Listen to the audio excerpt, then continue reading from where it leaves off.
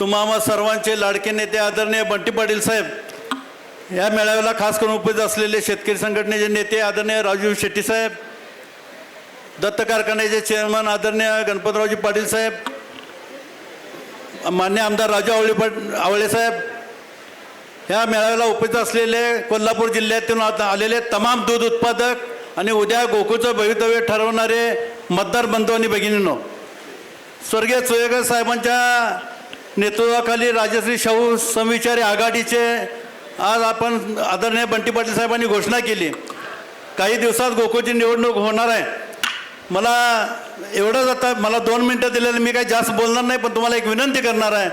स्वर्गीय चोयकर साहेबांनी या दूध संघासाठी स्वतःच्या हाडाची काढं रक्ताचं पाणी करून हा दूध संघ वाढवलेला आहे. तो जपण्याचं आणि इथून पुढे काळामध्ये शेतकऱ्यांचं राहण्याचं काम तुमच्या हातात आहे आणि ते तुम्ही करण्याचं काम मतदाराच्या रूपात या समविचार शाहू आघाडीला मतदान करून द्यायचं आहे.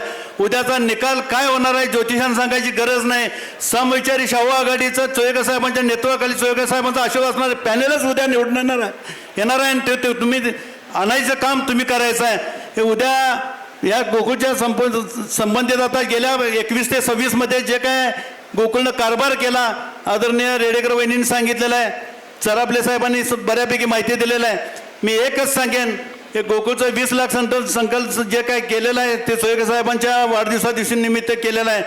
25-30 लाख लिटर जे दूध करायचं आहे ते उद्याच्या भविष्यात तुमच्या मताच्या रूपानं निवडून गेलेली माणसं त्यांना गोकुळचं हित राखण्याचं काम 100% तुम्ही करणार आहे. तुम्ही 100% ह्या राजश्री शाहू समविचार पॅनेलला निवडून देणार आहे, यामध्ये तीळ मात्र शंका नाही.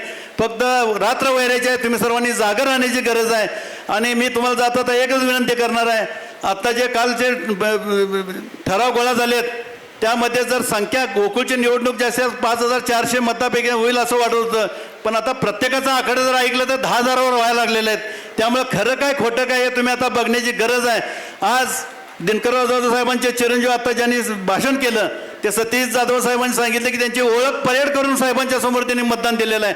आमच्याकडं काय आहे ते खरं नाणं आहे, ते खरं ज्ञानाची बाजू 100% आपण मांडण्याचा प्रयत्न केलेला आहे.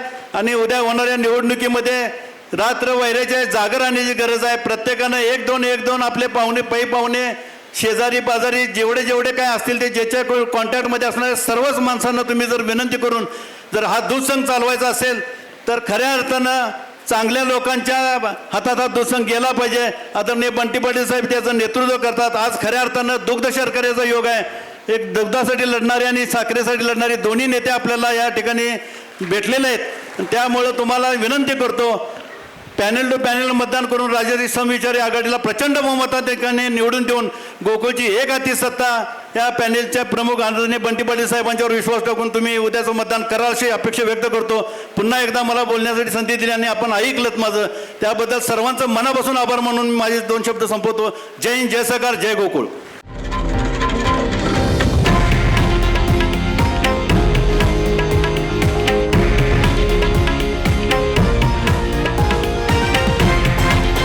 हे आहे देशातील नंबर 1 न्यूज नेटवर्क आणि आपण पाहत आहात TV9 मराठी, एकमेव.